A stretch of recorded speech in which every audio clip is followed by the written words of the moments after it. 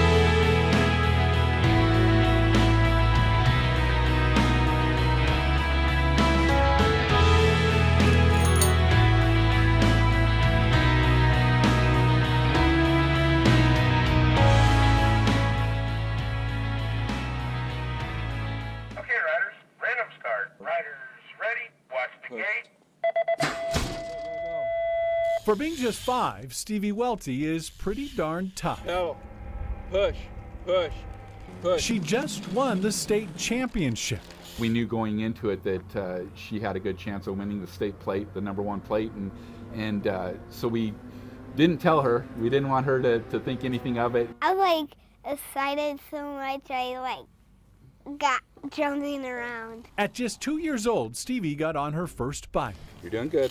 It was purely by accident. We saw this and she just took to it. Now 3 years later, she can't get enough. She loves it. I mean, if she could ride her bike 24/7, she would. Pedal. As for being a girl in a sport dominated by boys, it's also showing her that she can do something that the boys are doing, and that's important too. I don't think that she should be held back by anything. And she plans to go all the way to the top. Are you going to maybe go to the Olympics someday? Olympics. Yeah, maybe shoot for the Olympics or the Worlds? Yeah. Race Olympics or Worlds someday? Yep. Yep. Kevin Kennedy, 12 News. Down here, just steps from the border, the days start early. Some days we get up 2:30, 3 o'clock, we have breakfast, we load our horses or mules. But for ranchers like Kelly and Warner Glenn, a day on the ranch is about more than just work. You just kind of patrol your country and check for problems. I remember growing up as a little girl, we had a real peaceful existence. And now, not only do we have intrusions by illegals and drug runners, but there's also the whole concept of Border Patrol trying to secure the border. And in the process, they're all over your land. We might see 50 people during a 24-hour period, sometimes as high as over 100 people going north night and day. That's when living on the border became a real issue. The Glenns have worked this ranch in Douglas for over 100 years. You're out here in God's country, you might say. But now, along with all of its rustic beauty, danger lies around every bend. When you get that much traffic, you're gonna have some bad people. It's not like they'd ever want to leave, but the cartels are a clear and present danger. We've seen them all, but we're gonna look at them anyway. And in the new president, we have to have strong borders. They have hope. I felt that we needed to change. But of all the plans President Trump presents, his signature border wall is surprisingly not one that these ranchers support. I don't necessarily think that any kind of a physical structure like a wall would do any good. I do not want the wall. I don't want what it would do to the environment. I don't want what it would do to the wildlife corridors. I don't want what it would do just to the nature of this country. And to be clear, we are not for open borders. We are for securing the border, no matter what it takes. I don't think the wall is going to work. But what would? You've got to have surveillance of some type on the border. There's no reason that a jackrabbit could cross that border without being seen. Because as much as they're concerned about the danger in the desert, they're not leaving. Then there's so much about this life that is so right and so honest and so true. And all that being said, I would never leave.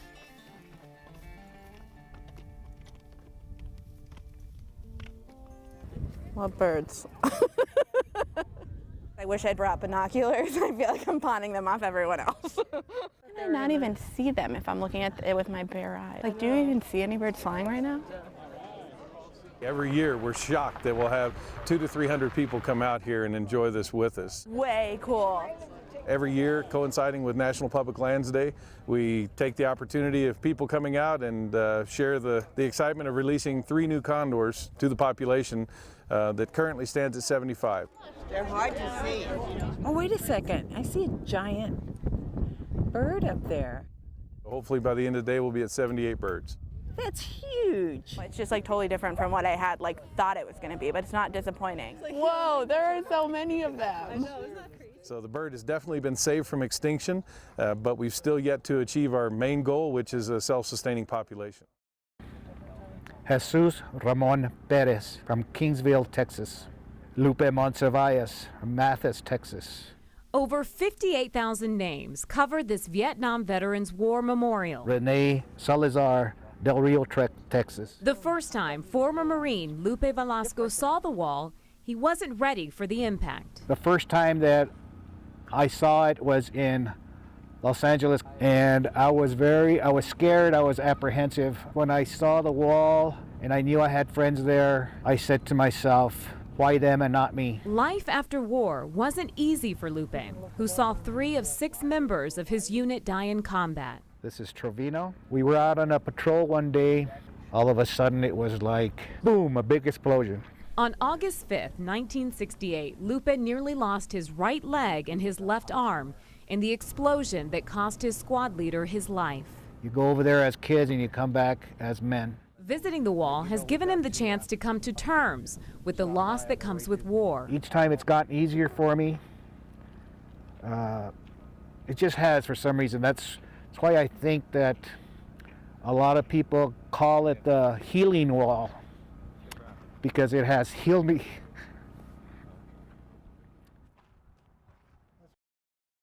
Fire! You can't see it, but this gun has a camera. Nothing's more transparent than a camera mounted on a gun. And it could take the guesswork out of officer-involved shootings. It can save officers' careers, or it could get them adjudicated. And police in Williams have been participating in the pilot program for a few weeks now. I came out here for about a week and just played with it. The camera is made by Veridian and has a secure storage system, a flashlight, and starts recording the moment it is taken out of the holster. So he doesn't have to decide, am I going to turn this on or not, or in a rapidly evolving situation, he doesn't have to think and take the time and wait and say, okay, let me activate a camera. For $500 and no extra training required, it's an easy way to help connect the dots. Holster! And fill in any gaps in the evidence chain. If a police officer is forced to fire on a suspect. Charlie Edsity, 12 News. The first total solar eclipse to go across North America since 1918 was met with clouds at the Grand Canyon this morning.